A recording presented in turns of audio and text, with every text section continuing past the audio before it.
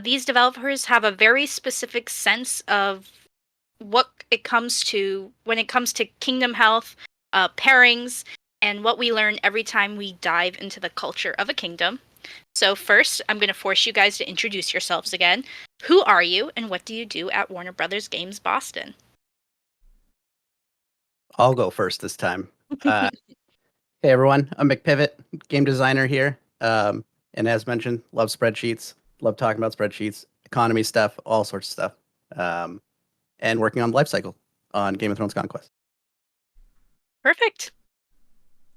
All right, and again, I'm that guy, product manager over here, and I do a lot of stuff, different stuff with events and data analysis work. Awesome. Thank you guys so much. Uh, we're going to just jump right into the meat of it. Well, actually, no. We'll start off with the basics on what you guys have been doing. You both are part of our Kingdom Lifecycle group here at the studio. Can you give us a quick refresher on what that initiative is all about? Sure, so I'll start. So the Kingdom Lifecycle Group, we started it after we started coming into the problem of basically when we started into the problem of merge, where we were getting super huge kingdoms that we couldn't merge together, and then we needed to figure out new ways of giving you guys good experiences and keeping things fresh. So we the lifecycle group was all about creating new events like stake your claim, as well as to keep things interesting in the in between these huge major lifecycle events. No, perfect. Sorry, I tabbed off of Discord for a second. You are completely fine. Yeah, no, I also just want to add too that like in addition to you know helping folks understand and provide fresh experiences, uh, I think lots of players here right now too, but have been playing our game for years, right? And understand that our game is, quite cyclical in nature, right? And so, um, in addition to helping, indicate to players what to expect coming up and all that kind of stuff, freshening that overall experience. We're hoping to experiment and take, I don't know, leverage new forms of competition that maybe they haven't been either slowly introduced over this year or haven't experienced, to kind of just, make that cycle feel new, fresh, and fun. Right, because we want to invest in this life cycle to keep it interesting and fun and all that fun stuff. Invest in our community. So on that note, we know the community is very interested in kingdom pairings and that whole process. So how does the kingdom pairing process work from your guys' side? So it works by looking at a lot of data. Mm, Like um, you know, obviously we have lots of different things we can look at a kingdom, and one of like things we look at when we are doing pairings for events like War for the Throne and such are population, uh, power, and like allegiance sizes and things like that. Those are all things that we really mainly focus on. Uh, Sadly, though, because of this more data focused aspect, certain nuances get missed, and some social dynamics are not exactly that visible to us. So it could be a little incomplete, and sometimes, you know, Tabers and community have to like tell us we might have to make a couple changes. right.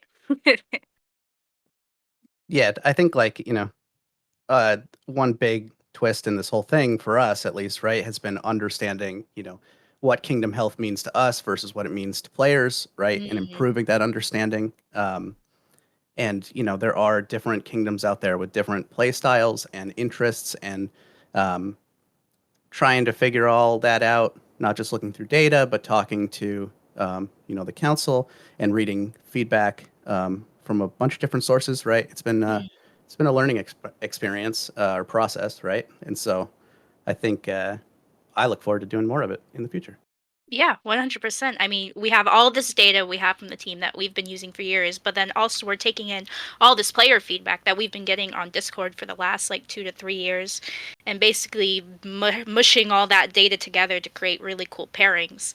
And we'll dive into how you guys can, further help us in figuring out what a culture of a kingdom is on that end later when we're pushing you to take surveys. Wink.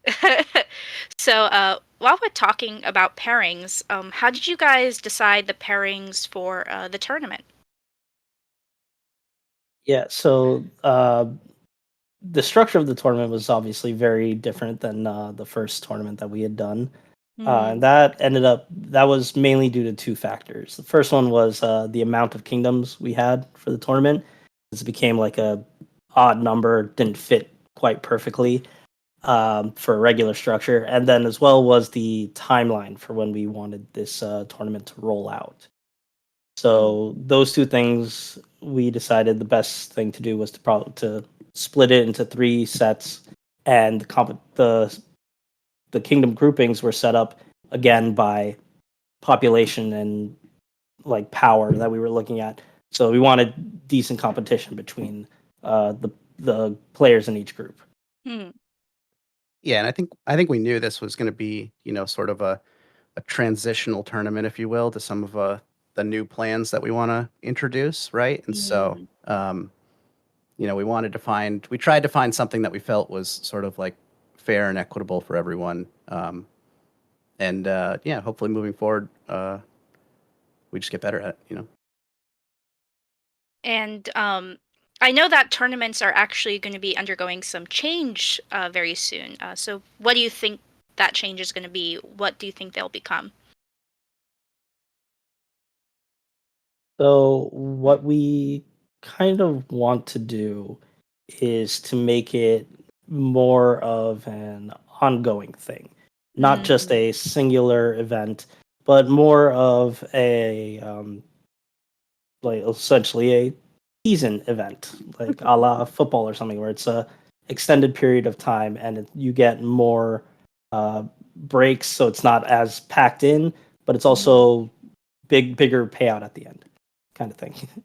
No, yeah, that makes sense. Yeah, and like, maintain that spirit of competition that comes with tournaments, right? And that Mm. sort of like unifying moment for kingdoms to kind of put their swords down locally and go fight another kingdom. As well as just making sure that, our plans are going to seamlessly plug into uh, how the game works now, right? We don't want to be disruptive, but we want to make it interesting. Right. So let's dive into that a little more. You guys like were kind of offhandedly mentioning, "Ooh, something's on the horizon." So I'm gonna ask it directly. Uh, what is this thing? What are, I have the name of it, seasonal leaderboards?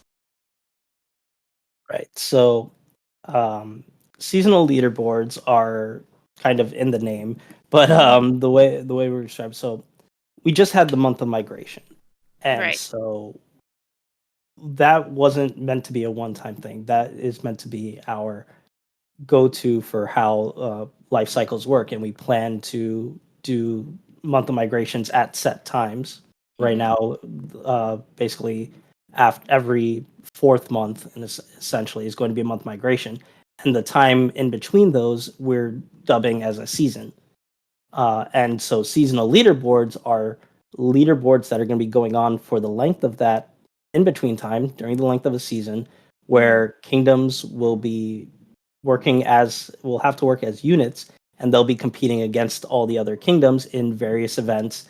And similar to tournament of the old gods, where the placement in those Mm. individual events, which we'll be calling milestone events, will give you points for the seasonal leaderboard, and at the end of the season, we'll be paying out the final rewards based on all of those placements. And I just want to note, before we continue, this is going to be separate from how we do like gear seasons, right? This is just its own separate thing. You're going to have seasonal leaderboards, and then you're going to have like gear seasons that run separately. Correct. The gear is not going to change how it's currently done. This is just a separate thing that's going to be running as well. Perfect. Just wanted to confirm. Yeah, I think, I mean, honestly, that guy nailed it, nailed the explanation. But yeah, no, we're super excited about seasonal leaderboards, right? We see it like as sort of our competitive foundation to future stuff we want to do, you know? And so, like that guy mentioned, we wanted to launch with sort of a select list of events that plug into it, add more as we go, improve it over time with the help of the community, right? So, you know, we think it would be like great and super important to us if we could hear more from you all about, you know, what are sort of the social dynamics around kingdoms when it comes to this, you know, like how does the cadence of competition feel? Is it too much? Is it too little? Like, are there events that you'd like to see, or are there events that don't work? You know, all this kind of stuff, I think, just really helps us shape the, you know, or give you guys you all the best experience possible, right? So, yeah, we're looking forward to it. I am too. I know a confusing that comes up for a lot of players is like how they specifically can get involved and share feedback on all these things, because we have like the usual, you know. But what would you guys suggest if they want to get all this feedback to you? How would they go about doing that? So the biggest way to get us feedback is from surveys that we launch for like specific reasons. For instance, in this instance of like Kingdom Health and trying to look into these things, we launched a survey about 2 or 3 weeks ago, just before like the first stake your claim, and we're going through that. We're going through that data, and that has been really helpful. And we're using that to inform for what we should do going forward. And that survey is going to be really impactful. And if you guys, we're gonna run that again in the coming months, and hopefully it'll be a continuous thing. So that'll be like one of the biggest ways to give us direct feedback. And another way is also in the channels, because Tabris and Spectre, you guys have been very vocal in telling us what you guys see, and that's another way to get community info to us. Yeah, yeah. No, I would just add, you know, that we do spend a lot of time looking at the feedback, discussing the feedback, and you know, your experience in these things is very personal, and it's, you know, we'd love to hear about it and how it feels and stuff. And so yeah, no, we appreciate any and all feedback. Thank you guys so much. I'd like to add on to that. You guys don't realize how much this feedback has become like integral to the team working on Game of Thrones Conquest, and the small thing that you say and do can like influence so many things. So thank you again. Make sure to be in Discord, be taking our surveys, just so we can do the best that we can and we can make a game that you guys enjoy. uh, yeah, thank you so much, Guy McPivot, for coming on to talk and discuss our newest initiative here on our Discord stage. We appreciate you guys taking the time to come out and really dive into the details on Kingdom Lifecycle and our new seasonal leaderboard content. Thanks for having us. Yeah, thank you. Thank you guys.